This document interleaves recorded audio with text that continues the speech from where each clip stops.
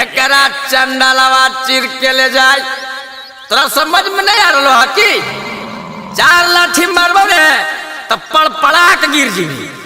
अरे ये आवाज लगा है हमारे लभरवा के है ताई भैंस चरावा है के मैया मैया मैया ये कौन कर रहे है ये कौन है के मैया।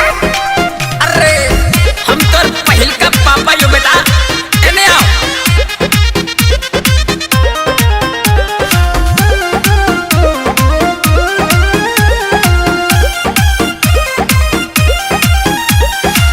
कपन भी पतिया पड़ लो तोरा कपन भी पतिया पड़ लो तोरा चढ़ावा ही छौड़ा तू भैसा रे की चढ़ावा ही छौड़ा तू भैसा रे।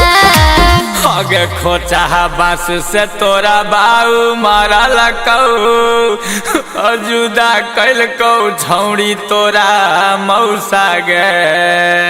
हमर न होनी बाराबाद कैनी पैसा हमर न होनी बाराबाद कैनी पैसा तोरा याद में चरबही आऊ भैसा गे तोरा याद में चरबही आऊ भैसा गे। ओए uncle you are other and don't touch my mother. बेटा तोरा चाही काय का गो ब्रदर। चलो हटो जाने दो मुझे।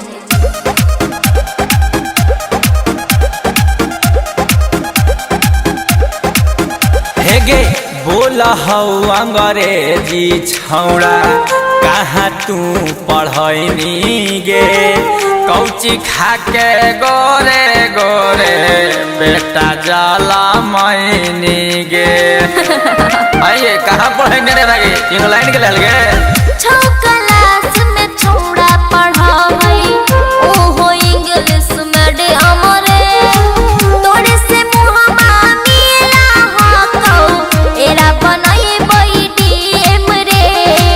कौना ना 76 में होला बुतारुआ आगे कहिया मनैनी 27 गे। हमारा बुढ़ा बका बनैनी तू ऐसा हमारा बुढ़ा बका बनैनी तू ऐसा तोरा याद में चरबही आऊ भैसा गे तोरा याद में चरबही आऊ भैसा गे। ता आई रे ता हमरा गला के बाद तू बियाह हुआ ना कहना रे ऐसे कितना दिन तक रहा हमारे। अरे बियाहवा कर ले रे आ जाए ना अगर तू हमार कहला टेंशन ले रहा गे अगर तू मजा मार रहा ना गे तो मार भर जाम।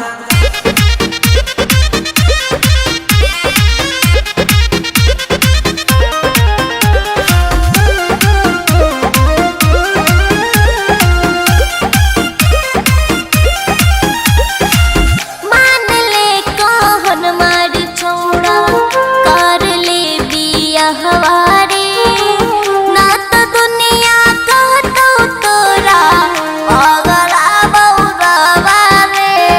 हाँ तू बोल मी ना अभी तोरा मिल लगे जादे चिबा के नहीं बोल गे छौड़ी निकल हम हमा से गहरी गे तोरे नाम में रहबौ कुआरे हम कुंदन बिहारी गे।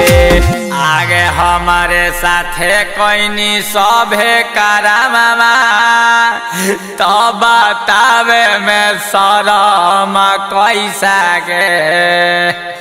करना लाला संगे लेगे नहीं खोइछा करना लाला संगे लेगे नहीं खोइछा तोरा याद में